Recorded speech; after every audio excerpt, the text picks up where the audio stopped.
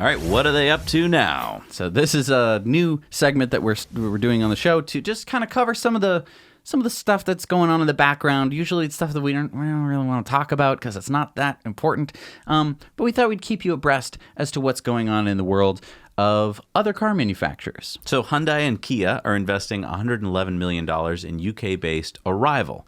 Arrival makes that lightweight vehicle architecture tech, that we saw when we went to England and checked out their headquarters. They're also the owners of RoboRace, which we visited in October. You can check out our video where Jesse got to drive in a RoboRace car. Aston Martin just canceled their Rapid E. Remember that car? Well, no, they never made it. It was going to be that they were going to make 155 of this car, an 800-volt, 65-kilowatt-hour battery pack using the 18650 cells. It was going to have 2 rear motors with tremendous torque, 950 newton meters. Now it's just a research project. Okay, well, way to drop the ball, Aston Martin. I mean, not that it was too impressive sounding to begin with. Lucid Motors will be unveiling the Air electric sedan in New York City in April. They are busy building their factory in Arizona, and they're well underway with $1 billion from Saudi Arabia pumped in because remember they hit a little snag there for a while, which slowed them down. But currently, they're hand-building 80 beta prototypes for testing at their California headquarters. They say that full production is still slated for the end of this year. Interesting. Maybe we can get like a ride in the unveiling in New York. I would definitely want to ride in one. Good news about Sono Motors. Remember, they were trying to meet their mark of 50 million euros by the end of the year. Well, they didn't quite reach that, but they were able to extend their deadline, and they've now just reached 50 million euros. So I guess they're still a company. Yes, so this is great news for all the backers and all the people who pre-ordered the Scion. And as a reminder, the Taycan Turbo gets 69 miles per gallon equivalent and 201 miles of range. And you might be asking, yes, we already know this. Why are you saying this to us? Well, it was the least efficient electric car available in the United States. Well, that is until last week. Yep, fueleconomy.gov listed the Porsche Taycan Turbo S as the newest, lowest efficient electric car. So the Taycan S gets 68 miles per gallon equivalent with 192 miles of range, even though it has a 93 kilowatt hour battery, and it is now the least efficient electric car available in the U.S. Wow. So the only way to beat a Model S's performance is to have the worst efficiency and pretty terrible range. Yep, Porsche's got the bottom 2 slots. Wow. You know what they say, Jesse? Uh-huh. If you can't beat them, run away. Join them?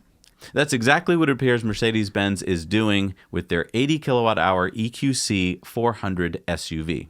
Martin Schwenk, the managing director and CEO of Mercedes-Benz India, said the EQC will be the first dedicated luxury electric brand in India, and it'll be going on sale in April of this year in India. Now, Mercedes-Benz won't be bringing it to the U.S. until 2021. The starting price in the U.S. will be $68,000, pretty good for a luxury car. In India, guess what it'll cost? I don't know, probably less. Like, what do you think? Like $60,000? They have a lot of luxury taxes in India. $72,000? $140,000 starting. Then why would you start it in India? According to Bloomberg, only about 8,000 EVs were sold in India in the last 6 years. Okay, so I'd ask again, why India?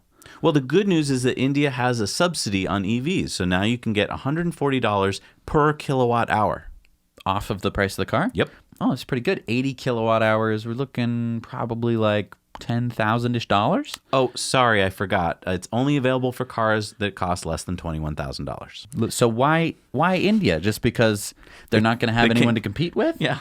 So we've been reporting there's been a 2-year decline in Bolt sales, down 29.5% from 2 years ago. Wow. So to counteract this, Chevy has sent a bulletin to Chevy dealers making Bolts eligible for a $10,000 lease incentive. What? Yeah, we're seeing 3-year leases for the 2020 Chevy Bolt LT for $169 a month with $2,219 down.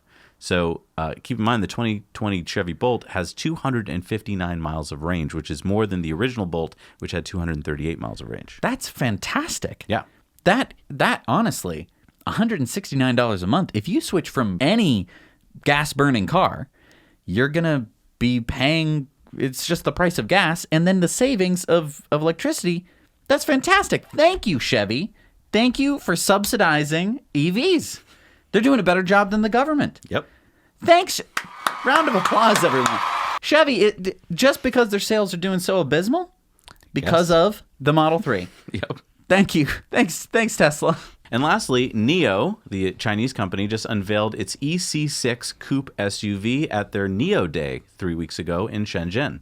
This is a two-motor, 160 kilowatts permanent magnet motor, both in the front and the back. It can go to 0 to 100 kilometers in 5.6 seconds, or with the Sporty model, you can go in 4.7 seconds. Nice. It's got a 70 kilowatt hour battery pack for 304 kilometers or 188 miles of range, or you can get the 100 kilowatt hour battery pack for 430 kilometers, 267 miles of real world range. It's got a really good coefficient of drag too, 0.27. Nice.